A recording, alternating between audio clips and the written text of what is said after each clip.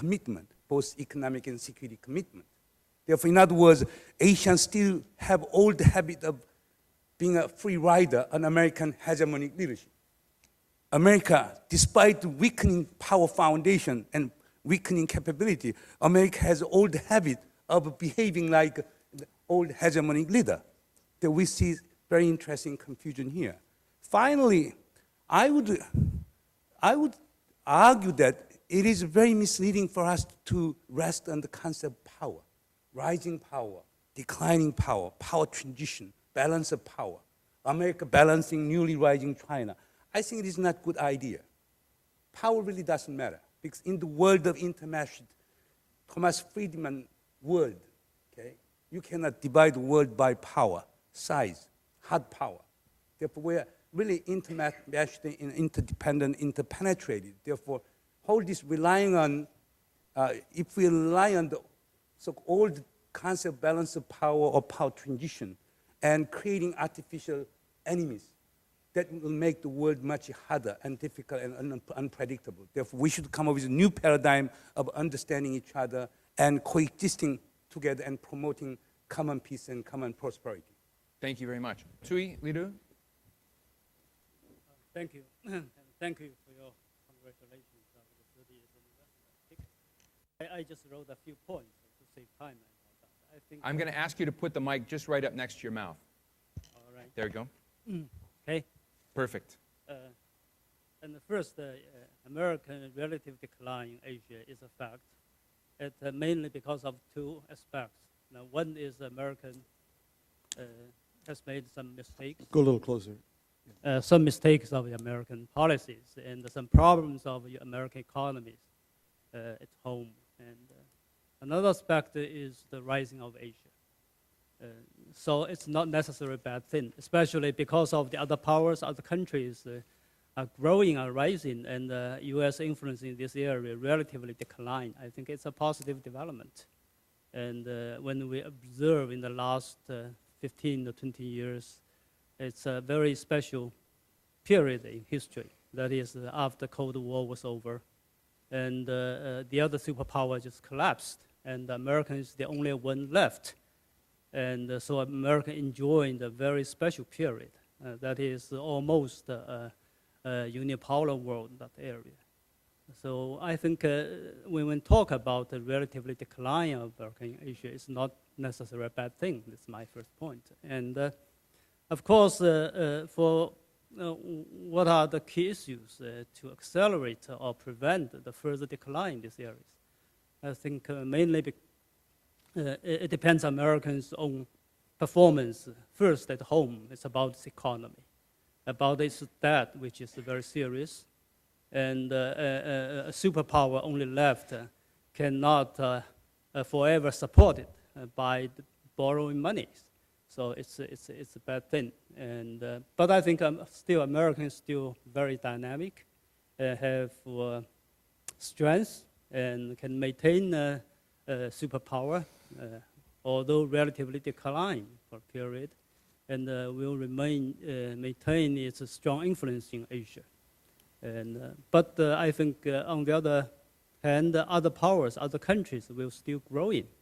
So Americans has to meet this new situation and to readjust its policy in this area, to adapt itself to the new situation. I just stop here, John. Thank you. Taro Kono, I look forward to your thoughts, but I would love you to also address that as we conceive of an Asian century ahead, if you buy that metaphor, what percentage of that will Japan feel it owns? Tough question. We actually choosing the third prime minister in 1 year today in Japan. So it's about 6 in 5 years, right? And so many in 10 years. We got to stop that to remain in certain power in Asia.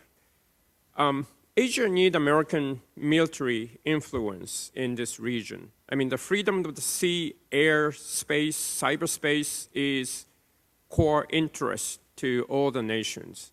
Especially the freedom of the sea is a vital core interest to all the Asian nations. And Japan is ready to support America in that field. I mean, we will support their bases in Okinawa. We will support American mother port for aircraft carrier in Yokosuka. Whoever is elected today in Tokyo, Japan will increase the defense spending, and we will start joint development for the weapons system with allies to keep the American military influence in this field. And I hope the America will be strong. United States need to do the three things. They have to take care of their twin deficit. Well, it's not for us to say, I mean, we have to mind our own deficit. They need to show that they share common values with us. The United States has turned its back to the Kyoto Protocol, international court systems, CTBT, Complete Test Ban Treaty, handguns, landmine, cluster bombs conventions. I have problem convincing my people the United States is our ally because we share the common values. And they always ask me, do they really? So the United States need to show the world that they share the common values. And thirdly, they have to keep the door open to the immigrants. I mean, United States will be non-white country sooner or later. And the immigrants from Asia will keep the tie between the United States and Asia strong, keep America's commitment in Asia strong. So the United States need to do those three things to keep some power base in Asia in 21st century. Very interesting provocations. Thank you. Let me move to Charles now and move to the Asian side through Hawaii. Well, thank you very much. The American side. I guess my first point would simply be to agree with Professor Moon. I don't think this is an Asian century. It's a global century, maybe with an Asia-Pacific core group. And the core, really, of the international system was Europe, say, 100 years ago, the Atlantic region in a post-World War II period. And it's really moved to the Pacific. And so the question is the leadership that can be provided by this region, but in an open global context. The great trend, I think, is the one that we call globalization. What that does is, on the first hand, it raises the strategic weight of the economy. And I don't think the United States has really come fully to grips with that. We still focus largely on military power as the predominant dimension of international power.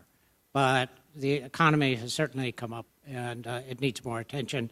And the second is that I think as we're all grappling with globalization, you know, there used to be a belief that globalization is something the U.S. did to the world. Well, but from an American point of view, globalization is something that's happening to the United States. And so we're all grappling with globalization. And that, in fact, pushes us toward the domestic sphere. And so I think the priority in diversion is our own domestic politics. And we're all reacting to domestic pressures in a way that has made international cooperation much more difficult. And then we're in a world which is bereft of big ideas. You think of Marshall Plan, you think of the uniting of Europe, you think of Nixon's opening to China, you think of China's economic transformation after 1978. Those were big ideas. But now we're kind of grappling at little things around the fringes, the North Koreas, the Irans, the terrorists, and so forth. These are big problems. I'm not discounting that. But they're not the architecture, really. And finally, I would say that I think we should never underestimate the capacity of the United States to renew itself. Professor Trey referred to the U.S. as a dynamic society. We've heard about the importance of immigrants in our society.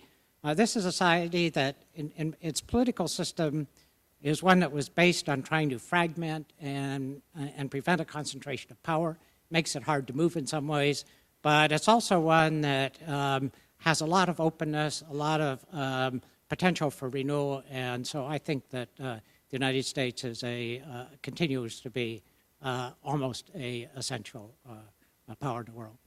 Thank you, Charles. Kurt, you're the only one, I think, with functioning government responsibilities right now. So, oh no, I'm sorry. Well, no, Taro, you're off the hook right now temporarily in Japan. So, So share your views in terms of not only your role in APAC, but what do you think the grand plan of the United States, given the somewhat bleak assessment we've heard thus far, should be? Well, sure. I think there's every reason to be... Get that close to you. There we go. I think there's every reason to be optimistic about the future of U.S. engagement with the Asia-Pacific region, both on the demand side and on the supply side. There's really a very strong and pervasive sense in the Asia-Pacific region that U.S. presence and involvement and engagement in the region is very welcome. You can see that in the strong response of concern that took place when the United States entered a financial crisis 2 years ago, and the sense of relief which was experienced region-wide when the U.S.'s response to that crisis proved to be effective, both in terms of our domestic measures and our response through the G20. So there is really a strong sense from the demand side that people want us to be engaged and active in the Asia-Pacific.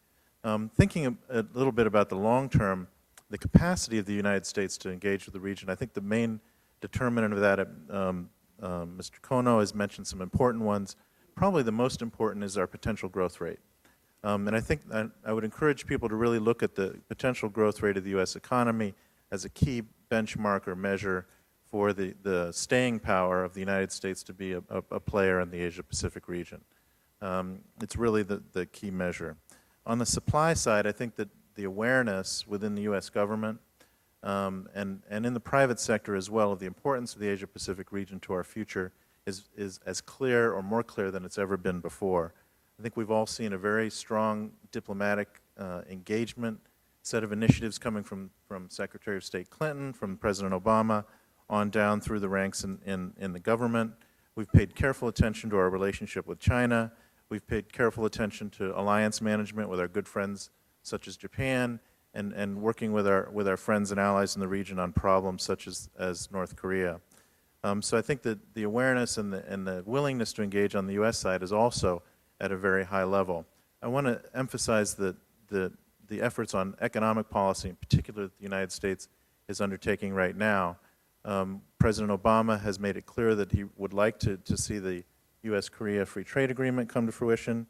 We are engaged in an important trade agreement negotiation through the Trans-Pacific Partnership, and we're hosting APEC in 2011 next year in the United States. And all that adds up to really a concerted, intentional, comprehensive, and well-thought-out effort, I believe, to engage with the Asia-Pacific region on shaping the economic policy of the region so that it has the set of fair, transparent, and open rules for private business to participate in the Asia-Pacific region in the future.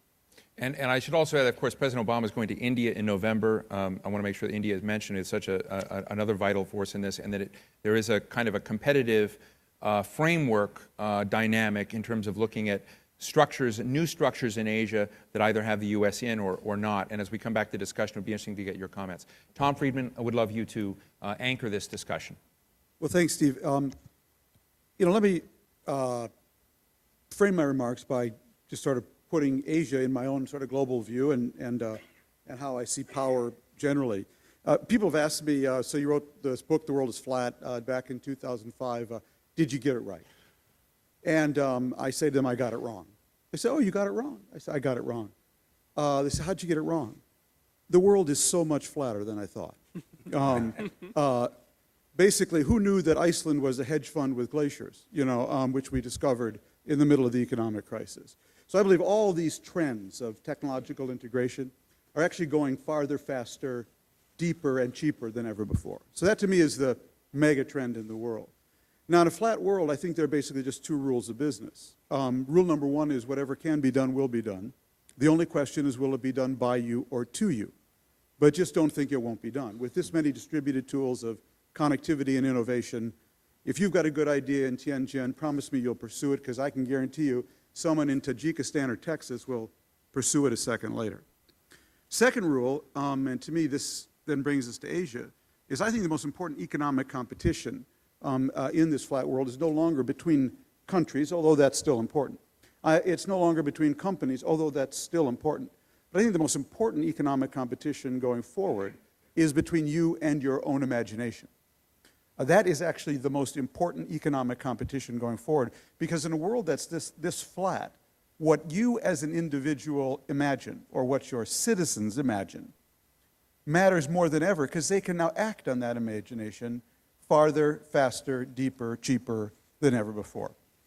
So what that basically means is we're in a world where increasingly everything is a commodity today except that, the ability to spark and imagine new ideas. If I've got that, I can now go to Delta in Taiwan, they'll design it, skip over to Alibaba in Hangzhou and they'll manufacture it, jump up to Amazon in Seattle and they will deliver it and do my fulfillment.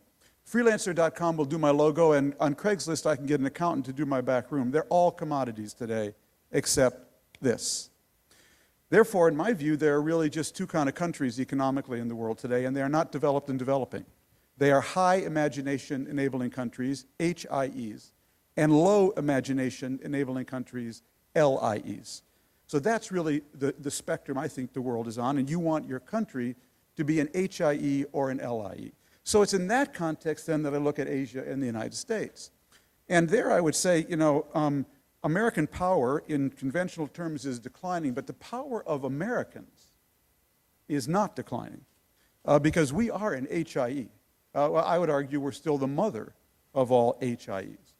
So that is a source for me of encouragement really about the United States. Now where I get depressed and can very quickly get deeply depressed about my country is when we look at the more conventional ways to measure power. Because I think what is deeply troubling about my country today, the United States, is that the ability of what's holding back America today is our government, is Washington, D.C. America today is alive. The country is alive. But in my view, Washington, D.C. is brain dead. Beep! I mean, there's no beep, you know, brain dead in the sense of its inability to make optimal decisions about big issues. We can make big decisions suboptimally about a lot of things, like healthcare, like financial regulation. But our ability to make big optimal decisions has seriously diminished. And that does and is weakening our ability to project power. Why is that? I would say 5 things have come together. One is the gerrymandering of political districts in the United States, where now 80% of our districts are automatically either Republican or Democratic. Gerrymandering has gone, thanks to Google Maps, down to the atomic level. Secondly, the combination of polling and cable TV is a toxic combination that has produced short-term political thinking on steroids in the United States.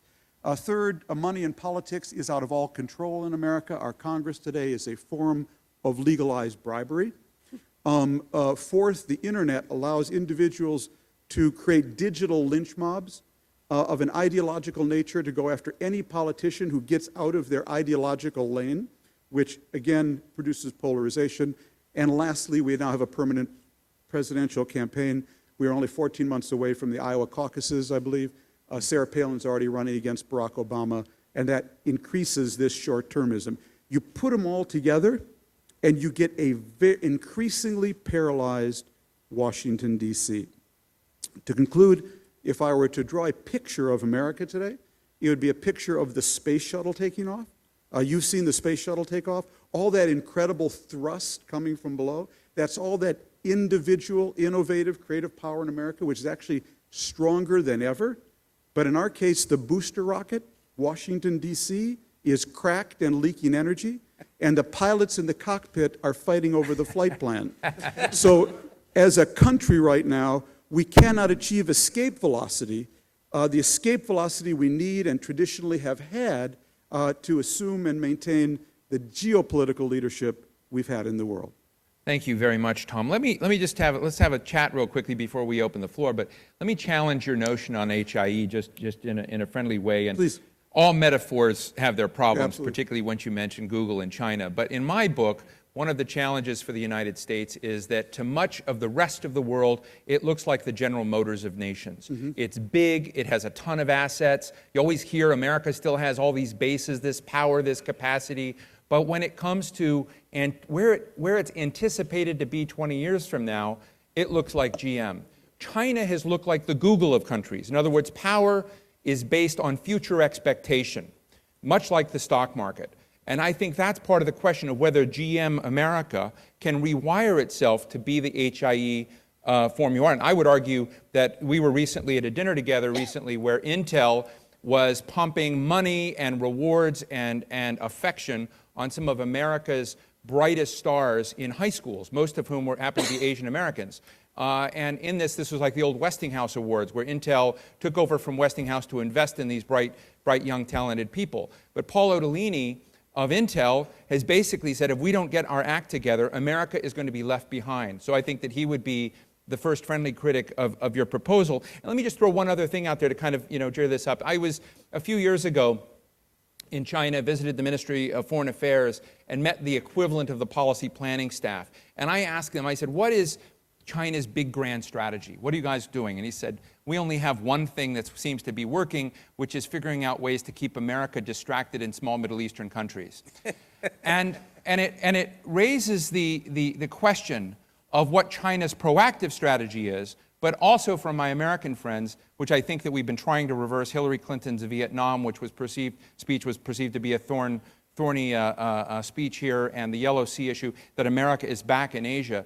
But there seems to be this struggle over attention and struggle over America's presence, given the fact that China has had a fairly unrocky rise to have this as we were distracted, as the United States was distracted elsewhere. So I'd love to solicit reactions from all of you, if you feel free, and then I'd love to open for a conversation.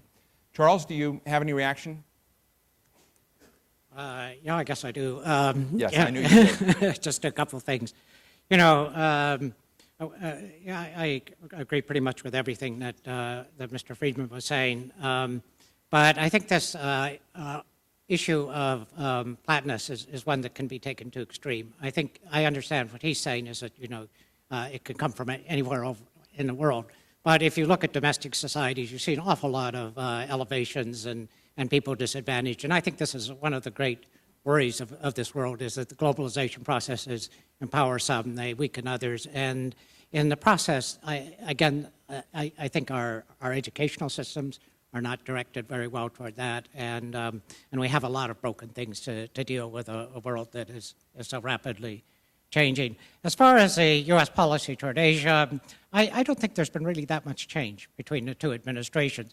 What the Obama administration has done, and I think very wisely, was to pick the kind of low-hanging fruit, the appearance of neglect in Southeast Asia, because Condoleezza Rice did not make a couple of trips. They were obviously very hopeful about the relationship with China, particularly on transborder kinds of issues. I think they've been surprised by several things. One is they were surprised by what went on in Japan and not prepared for that. And so Japan, which was taken for granted as our strategic ally, looks wobbly. China proved to be much tougher than they expected, and the kind of dialogue that they hoped to have with China has not happened. And I think that has resulted in the administration now having an appearance of toughness, the Chinese reacting to that. And I think if we're talking about big global ideas, what I would like to see is a strategic and economic dialogue that is much deeper, much more robust than the one we have now. Thank you. Chung-In? Yes, I'm really concerned because future of Korea depend upon what kinds of relationship between U.S. and China maintain. And if U.S. and China in conflictual mode, the future peace and stability and prosperity of the Korean Peninsula will be jeopardized. Even China and Japan, same thing. But right now, what we are really concerned about, how China and the U.S. can get into good cooperative mood. Therefore, in my personal opinion, if the United States perceive China as a threat, then China will become threat. And vice versa. Currently, what is really happening in East Asia, Northeast Asia, is the two in the trend. One is forces of globalization. So let me ask you just real quick, are you feeling good about trends? Not good these days. Yeah. Because now we see the just wanted to clarify. Specter of Cold War is emerging in the middle of forces of globalization. Right. From economic front, US, China, Korea, Japan, they're all in cooperative mood through the market forces. But on the other hand, if you look at the overall pattern, look at what's going on between China and Japan over the Taro Island. Look at what is going on between China and South Korea over the issue of Chung-In incident, and also look at between the U.S. and China. Therefore, we clearly see the resuscitating specter of the Cold War in this region. But that has something to do with geopolitical positioning of the United States. I personally believe all the logic of hub and spoke, which Taro-san pointed out, that won't work. Before American power become too weakened, the United States should come up with some kinds of security architecture to assure peace and stability in the region in the form of multilateral security cooperation regime, like European Conference and Security Cooperation kinds of things. Therefore, I think that's very, very important. If I read the Ferguson's article, Foreign Affairs, the American decline can come very abruptly without any preparation. Then that will be disaster, nightmare for us. The United States and even China should prepare together for this kind of coming downward readjustment of overall geopolitical setting in the region. Thank you. I happen to agree. Tom? Yeah, this is all very interesting. A couple of reactions I have. When I speak to my Chinese friends in Beijing earlier in the week, I find us having this really strange conversation, where they're saying to me, "You exaggerate our power, and you exaggerate your own decline." And I say, well, first of all, to the charge that I exaggerate your power, guilty as charged, Your Honor. Guilty as charged. You're my Sputnik, baby. You are my Sputnik. Right. And China's rise is the thing I hope will finally get a rise out of America, and posing that as a competitive challenge. And they weren't playing the old "we're just a poor developing country" line, but just seen from the inside, you don't understand the fragility, the brittleness of the system, et cetera. So, what strikes me here is not so much two sides charged with hormones, but more each with a very weak leadership. When I was listening to Chung-In, I was reminded, I had a book come out a couple years ago, and I was in London. I was being interviewed by a Dutch journalist, and he said, your book was reviewed in our newspaper already. He was doing a profile on me. I said, yeah. I said, how did I do? He said, oh, not too good. I said, why not too good? Why not? He said, because you concluded that without leadership, we're never really going to have a green century.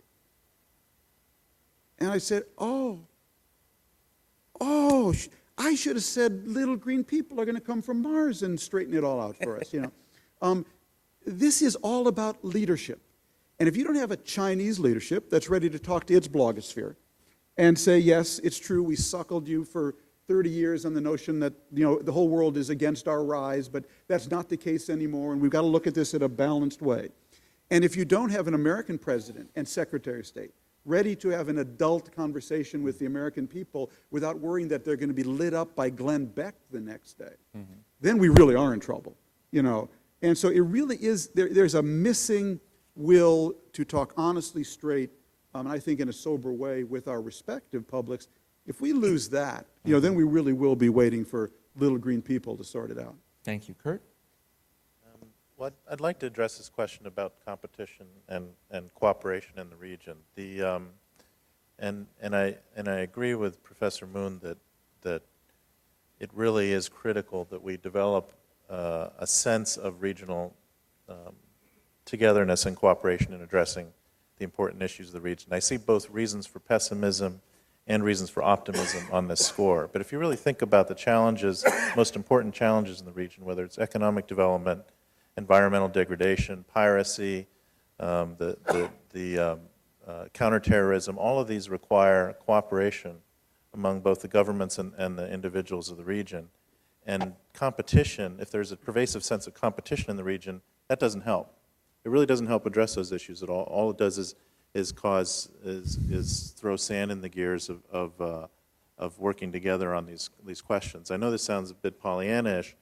Maybe this is the answer to the little green monster problem, that we have developed, work harder together to develop a sense of shared mission in the region. Taro?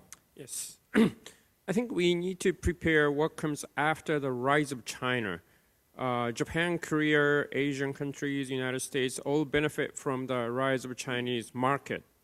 But as Japan and Korea getting older fast, China will be getting older much, much faster than even Japan or Korea because of their birth policy. And if that happens, what's going to happen to the global economy? And we need to prepare for that. And as the United States decline in terms of military, I think we need to come up with another formula. I don't think the United Nations is solving the problem today. We need to come up with some kind of alternative. Russia might join NATO. If that happens, Japan, Korea may be willing to join NATO as well. Well, it'll be not only North Atlantic, but North Atlantic and Pacific Treaty Organization, NAPTO. We need some kind of alternative to the United Nations, maybe sooner than we think. Very provocative and interesting. Liru, in your own response, I hope, as I've been framing ways to think about China's rise, I've been calling it fragile swagger. But I would love to sort of ask you that to the degree that some analysts worry about a real precipitous decline, or at least a disbelief and doubt about American power, and thus all of these rising expectations that China is going to take the helm. I talk to the same people that Tom has been, and they don't want that. But what happens if you don't get that choice? I mean, I'd be really interested to hear if on the doorstep, it's not that America is going to disappear, but the global responsibilities. If you look at what's happening with the Tea Party in the United States, the Tea Party is all about a much more fortress America. Let's get out of entanglements abroad. It's a super turbocharged way to say we need to focus on ourselves. And if that happens, where does China go? China now is confronted with very multiple challenges. First, the problems and challenges of its own, because of its very fast growing up. And China herself is not prepared for this fast growing up, internally and externally, and including those higher expectations and the responsibilities requested for China to bear. This is one thing. The second thing is about we are now in a very different era, very different world. This is an era of globalization. That means more extensive and more deepened interdependence with each other. And that means more common challenges that needs joint efforts to address. But at the same time, I think the major actors are all the nation states. And if we want to meet these challenges, mainly all these nation states should be capable to do it.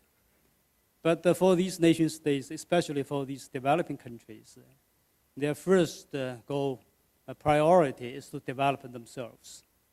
And countries in a different level of development have very different agenda. So it's very difficult to reach the agreement, consensus, to take common action in each area. So that's the challenge we have. And another challenge is about the leadership. The other day in our international discussions conference, and my French colleague said about now we don't have leadership because we don't trust anyone to be the leaders. And the United States made mistakes. And now what is more important for all of us is coordination. And that means to discuss a kind of common ground, which we have common interest. But even that is not easy. For China, I think another important thing domestically and internationally is the stability. Actually, it's for everybody. And all the countries in Asia, in the world, are now facing a very new situation, including the United States, domestically, and the external environment. So stability is very important. China emphasized a lot for this stability. But in the period of transition, I think lack of leadership means the risk of lack of stability. So how to maintain this kind of stable situation is another challenge. So that means the transition should be slow, should not be too fast. But the essence is, the transition is actually to have a more equal and reasonable and balanced relations. Because for many years, the United States playing a dominant role, which has brought some kind of stable situation, relations, but it's not very much reasonable and very much equalities there. So the changes of the international regime means more equalities. So that's another challenge. Great. Well, thank you very much. Let me open the floor now. We've got a gentleman. I'm going to put one requirement. I know some of you may have 2 or 3 questions. Pick the favorite one you have and ask it. I'll cut you off if you go into 2 or 3. This gentleman right here, please.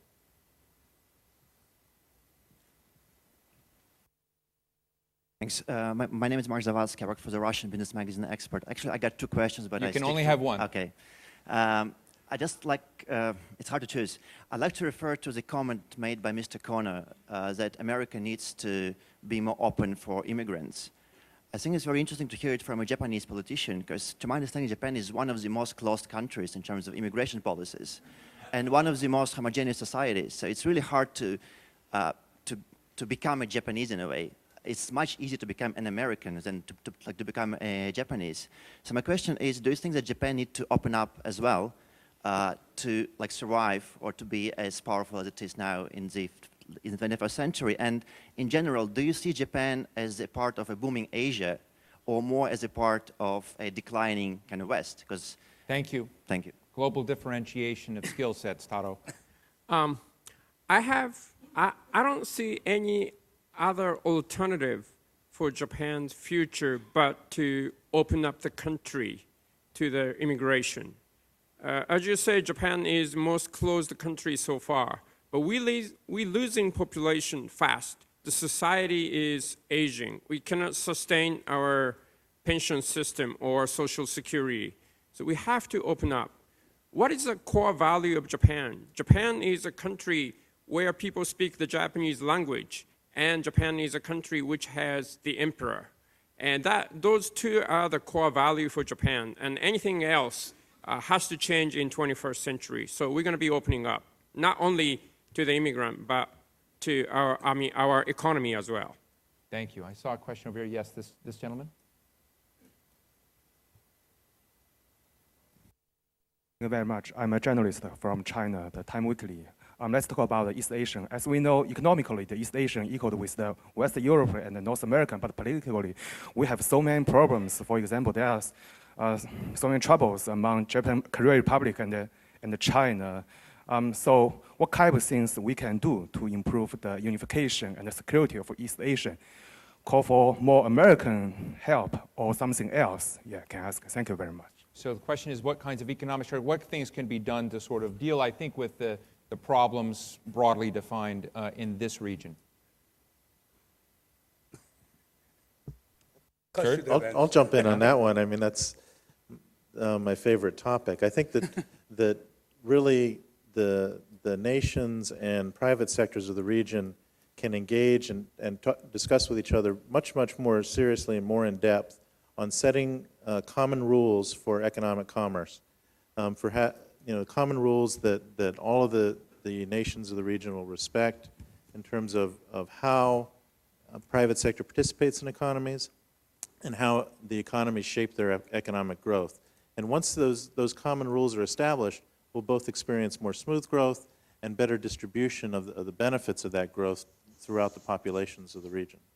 And Chung-In, you also mentioned a sort of European dialogue style format that you felt was you made a very strong critique that the existing architecture is not enough. So what would you like to see imposed?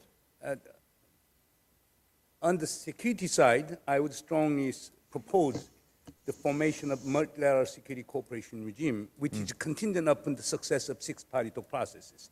Therefore, I strongly appeal that we should resuscitate the six-party talk process and make a success by dismantling North Korea's nuclear weapons, so that they can lead to the creation of multilateral security cooperation regime in Northeast Asia. On the economic front, now South Korea, China, South Korea, Japan are talking about the formation of trilateral free trade area.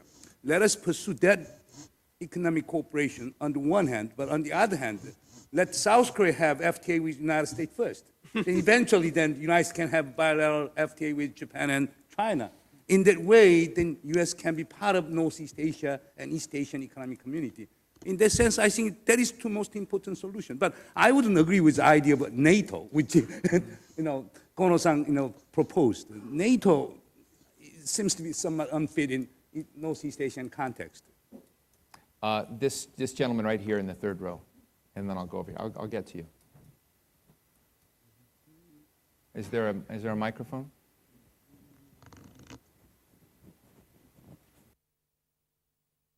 I'm willing to let people use their lungs, but I'm not sure that will help the taping of this. Yes? Well, what I enjoy about big ideas is they don't necessarily need to be grounded in current reality. That's fun. Well, I'll just throw this out. Should we just call a spade, recognize that the concept of nation states with absolute sovereignty is simply a dinosaur?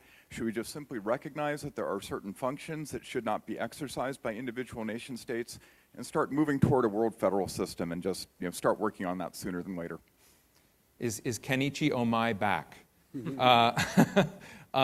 Any reactions? Are nation states done? I don't think so. I mean, a lot of people talk about it, but I don't see it's coming reality. I mean, who's going to supersede the nation state? Not the United Nations. Do we have any alternative to the United Nations? We need to create something to give power to rule this planet. So I think the nation state will last fairly long. Now, particularly in Northeast Asian context, Westphalian concept of sovereignty is very, very strong and deep and entrenched. Therefore, Omai Genich's prediction of borderless world won't work in this part of the world. By the way, can I ask one question to you, Steve? Oh, okay, now, Tom Friedman totally made an unfair. excellent diagnosis of brain-dead Washington, D.C. Yes. Can brain-dead Washington, D.C. exercise in any leadership in the Pacific or in the world, particularly provided the Tea Party wins? I am one who believes that Washington, D.C. is a free trade zone for ideas and political competition and is there to be hijacked at any moment by those who can do it. So the fact that it is constantly in a paralyzed state or whatnot, to me represents a market opportunity versus something to moan about. So I don't have the notion that Washington is going to, on its own, play the role of the Wizard of Oz behind the scenes and pull the puppet strings. I do believe that people who are organized and thoughtful about the future, and I think have a more enlightened and to some degree more humble sense of American power, need to reinvent it. My discussions with the people in the White House, they don't know how to do this, but I do believe that they very earnestly understand that America needs to reinvent itself, reinvent its domestic social contract, and more importantly, reinvent its global social contract with other key stakeholders in the world to deliver these kinds of public goods. And they need to get away, they know they need to get away from the notion that America will do it all, that that is no longer possible. The question is, how can the United States have its DNA essentially embedded in good ideas that we allow others to take credit for? So that's where I would put that. And I think it's a very provocative and interesting question. I'll only, in deference to Davos and the World Economic Forum, say I sat in a meeting this morning where Klaus Schwab said the world is going to get messier and messier. Things are disintegrating, not integrating.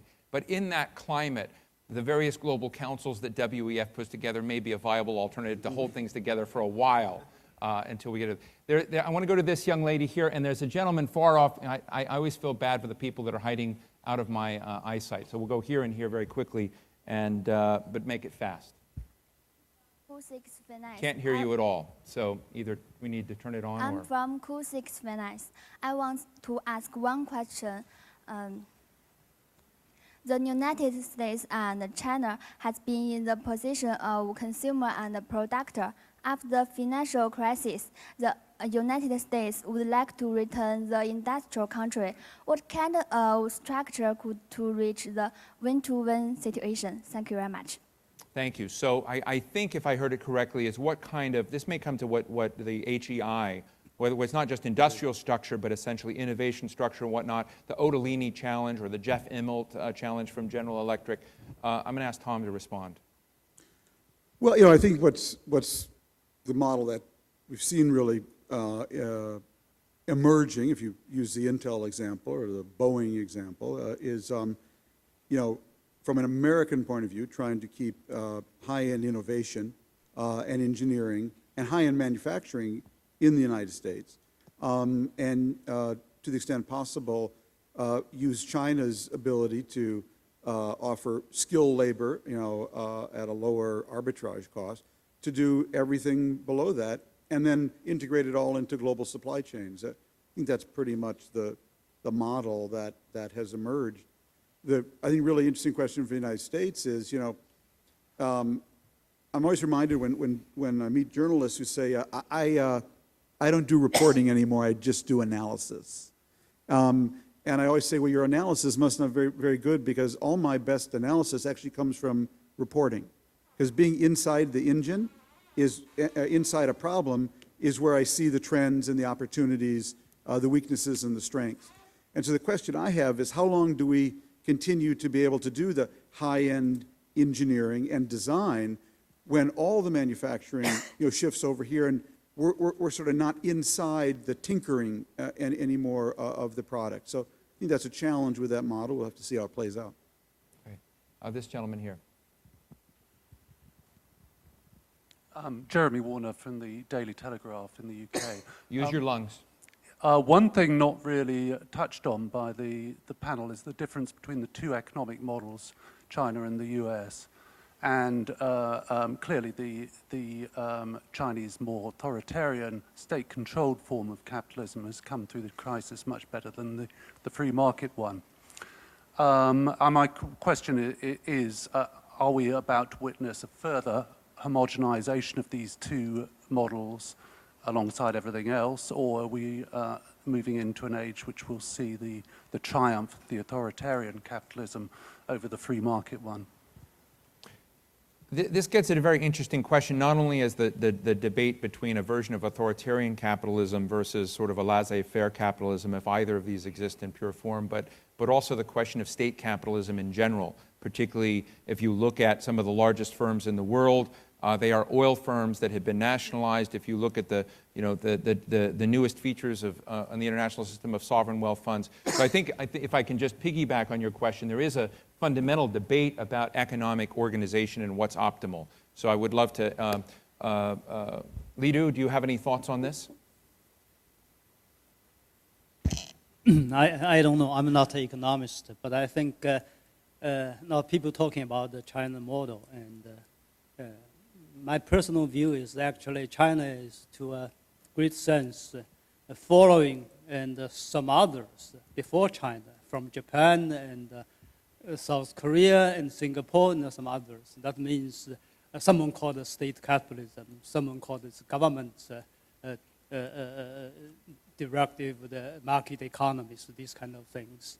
I think the history tells that this is kind of more suitable than the model of the Western Europe and the United States to Asian areas. And actually, this kind of model is much more successful in Asia than others.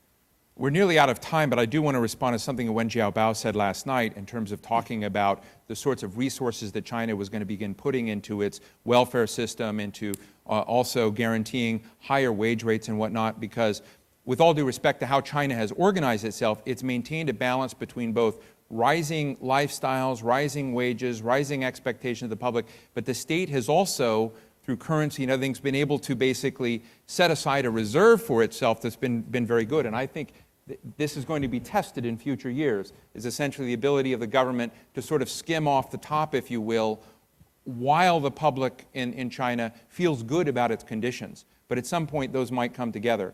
Charles, do you have any quick comment? I think there has been a kind of resurgence of a state capitalism in China, but I also think that it's not the right side of history in the end. And I'd like to say on the question about the future of the nation state that the really strong international cooperation can only occur if nation states are pretty strong.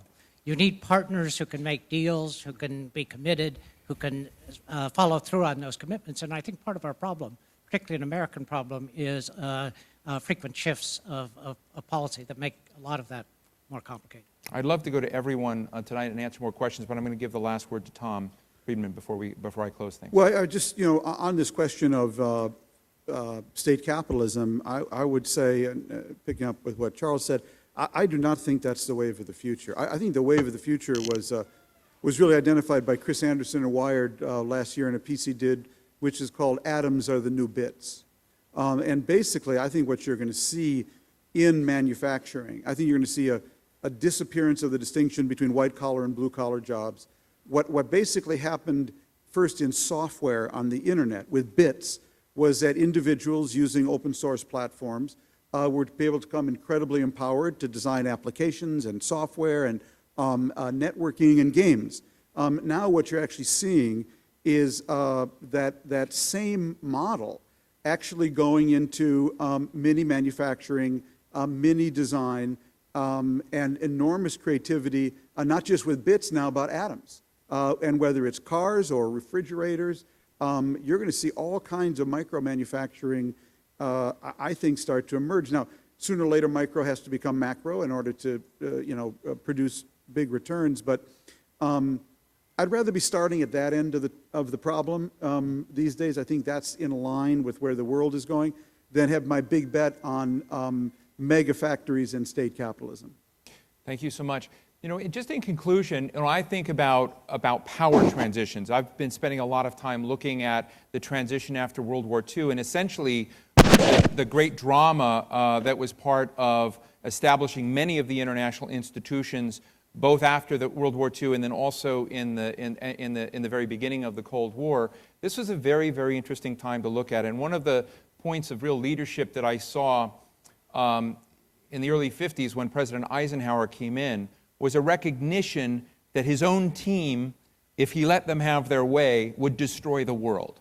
And how did he prevent that? He essentially set up in something called the solarium exercise 3 teams with very different worldviews that had to compete with each other in terms of thinking systematically about the economic, about the political, about the geostrategic consequences of their worldviews played out over a very long period of time. And these 3 teams had to testify before about 80 national security officials. It was a classified exercise.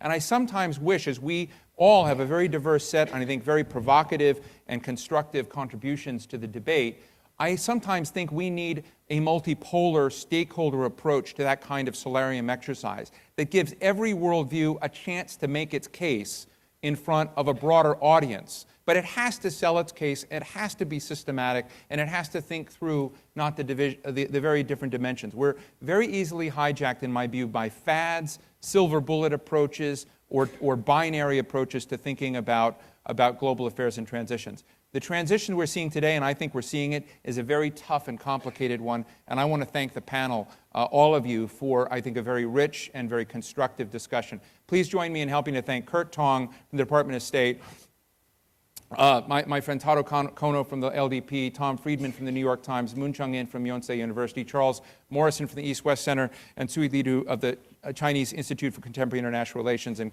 happy birthday again. So thank you.